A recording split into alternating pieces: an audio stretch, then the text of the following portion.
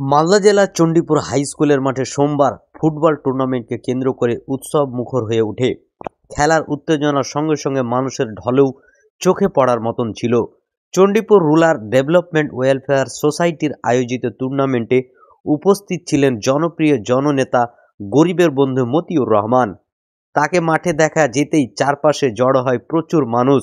শিশু, যুবক, প্রবীণ সকলেরই একটা ইচ্ছে, তাকে এক ঝলকে কাছে থেকে দেখা।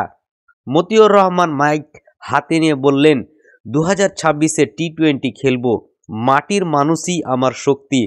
আর এতে উচ্ছ্বাসে কেঁপে উঠে পুরো মাঠ। মানুষের সঙ্গে তার সহজভাবে মিশে যাওয়ার আচরণ এদিন আরও পরিষ্কারভাবে ধরা পড়ে। বাচ্চাদের সেলফি ভিড়, স্কুল পড়ুয়াদের আনন্দ আর প্রবীণদের শুভেচ্ছা, সব মিলিয়ে মাঠে তৈরি হয়েছিল এক অন্যান্য পরিবেশ। এই জনসমর্থন কি 2026 সালের রাজনীতিতে নতুন সমীকরণ তৈরি করতে পারে? চণ্ডীপুর জুড়ে এখন সেই প্রশ্ন ঘুরছে। আর আপনি কি মনে করছেন কমেন্টে জানাতে ভুলবেন না। শেরশাবাদিয়া টাইমসের এর খবর পেতে লাইক, শেয়ার, সাবস্ক্রাইব করে পাশে থাকুন।